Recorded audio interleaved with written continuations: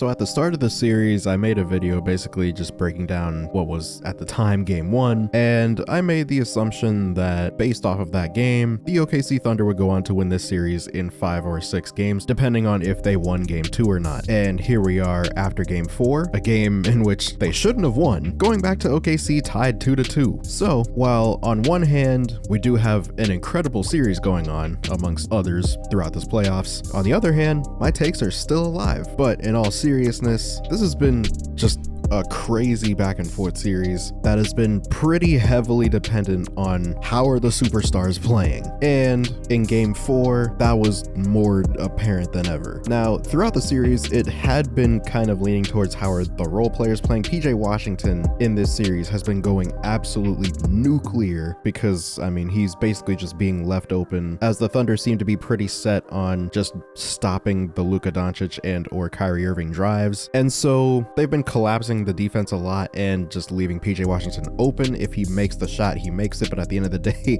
if you're giving an NBA player that amount of open looks, he's eventually gonna start hitting them. And so he's been having an incredible series. I believe he's averaging almost 25 points in this playoff series. So shout out to him, because even if you are being given a bunch of open shots, you still need to make them. The story has kind of moved away from his play, and in game 4, the main story was Shai Gilgeous-Alexander, because people had their doubts about how well his play in the regular season would translate to the playoffs, something that I kind of touched on a little bit in the last video about the series that I made, but it seems to have translated pretty much perfectly. And this was something that I kind of expected, because when you watched him throughout the regular season, it was pretty apparent that his play style and just the pieces that they have around him in OKC, there wasn't going to be a whole lot that teams were going to be able to do anyway. I mean, that's just the reality of having superstar players with a pretty great team built around them. But people still had their doubts. At the end of the day, this was a really young team. I believe the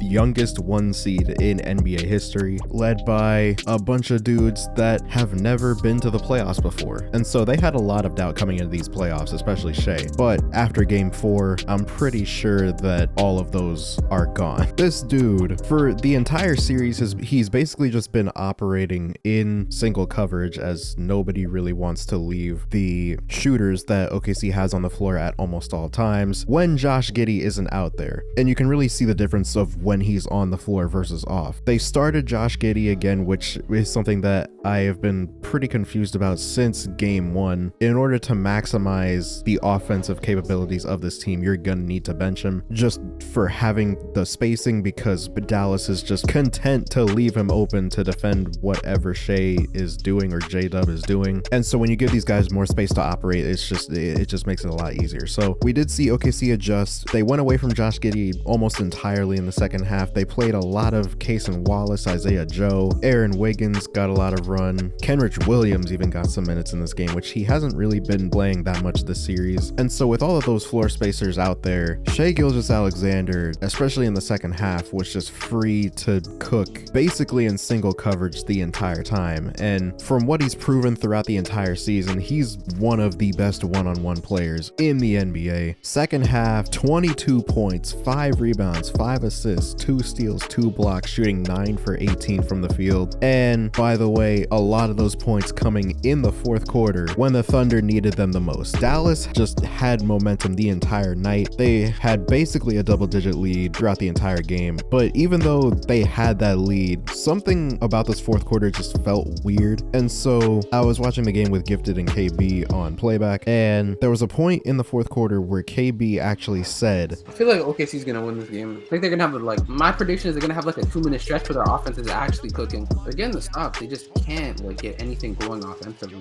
And what do you know, that's exactly what happened. There was a point where Shai just came down, and no matter who was in front of him, he just didn't even care. Like, he was basically just operating in pick and roll and also just in isolation. There were plays where Dallas was switching the pick and roll coverage. There were a couple of plays when he had Kyrie Irving on him. He had a couple plays where he would have the ball left wing running and he would just 2 dribbles to his left. There was one play where he shot the shot basically over the backboard, falling out of bounds, and he still made it. You can actually visibly see, I'm looking at it right now, you can visibly see Tim Hardaway Jr. being like, bro, what the hell am I supposed to do?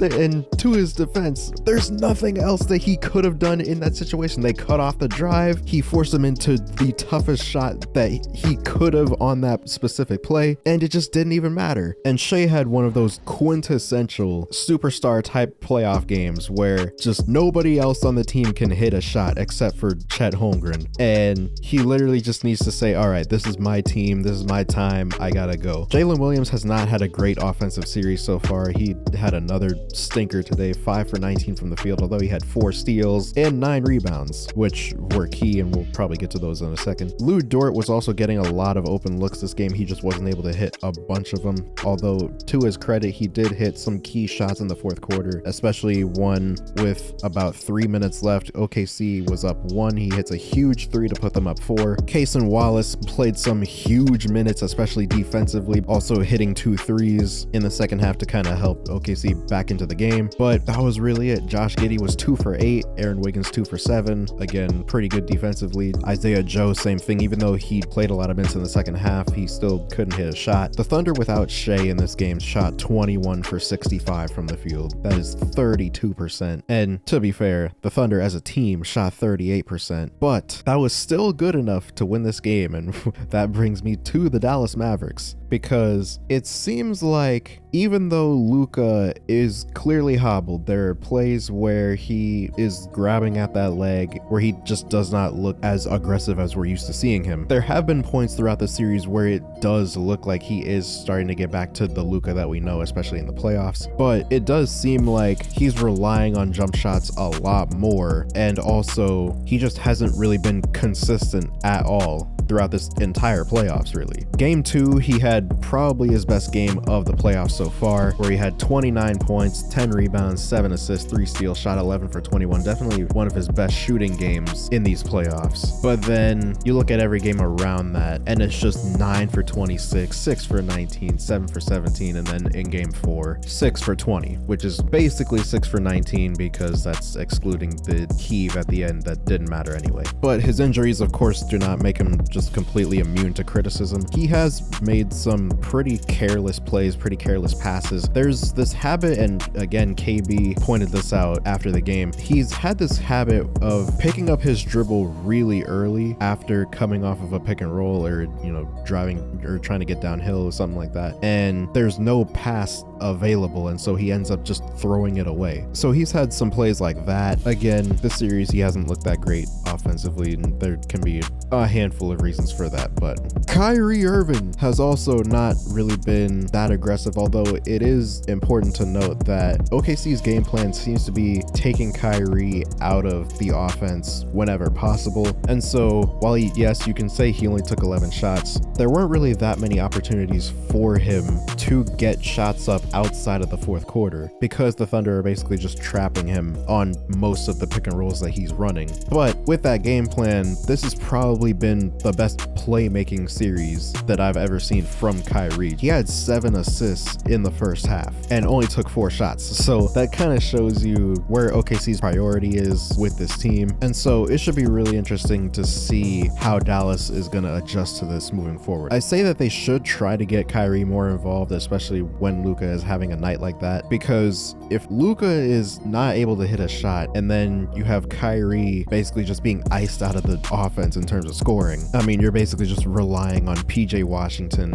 and Tim Hardaway Jr. at that point. I'm interested to see how Dallas is able to adjust to the coverages that OKC is trying to run. Last thing about game 4, and probably the most infuriating thing, free throws. They're literally called free points. Dallas missed 11 free throws in game 4. They missed 11 free throws in a 4-point loss. Do I need to say any more about that? Probably not. It's free points. Hit your free throws. And that brings us to the ever so pivotal Game 5. Going back to OKC tied 2-2 instead of 3-1, which is a monumental difference because OKC is going to have a crazy home court advantage, and now the series is tied. And if you know anything about the NBA, I mean, they show it every single time. The team that wins Game 5 in a series tied 2-2 goes on to win that series 79% of the time. And so this is the most important game for both of these teams in these playoffs so far. I expect to see a lot more, like I said before, Kyrie Irving possessions from Dallas. Jalen Williams is probably gonna try to get himself back on track. Shai is gonna be Shai, and I would like to see Josh Giddey be removed from the starting lineup. He can come off the bench. He was still valuable in some points during the game as a connective passer, finding open shooters, things like that. But from an offensive standpoint, there's not really, like, he doesn't command any defensive attention, and so it kind of just messes up everything that you're trying to do. So it should be interesting to see what they do with him because, like I said before, he only played a whopping 4 minutes in the second half. I assume they're gonna run either Isaiah Joe at the 2 spot. They could run Cason Wallace there for defensive purposes as well, but we'll just have to wait and see. Lu Dort has been giving 110% effort on defense, trying to stop Luka Doncic basically by himself on half these possessions, and so I'm interested to see how they adjust to that as well. The Dallas rim protection proved to be a big issue for OKC in this game. That's going to be another point of emphasis. The rebounding battle is going to be pretty important. This was actually the first game in this series where the team that won the rebounding battle lost the game. Dallas won 47-45, but of course this game ultimately came down to who hit more free throws. And so on any other occasion, Dallas would have continued that trend. And so rebounding again remains paramount in this series, especially with a team like the Dallas Mavericks who rebound the ball really well. And so that's about what I'm thinking. Another series that has a pretty important Game 5, Nuggets versus Timberwolves. I made a video a couple days ago talking about that series, so if you're also interested in that, you can feel free to go watch that with the link right here. But with all that being said, I hope you guys enjoyed this video. Subscribe if you're new, hit the bell to be notified when I upload, comment down below what you want to see next, and as always, I'll see you guys in the next one.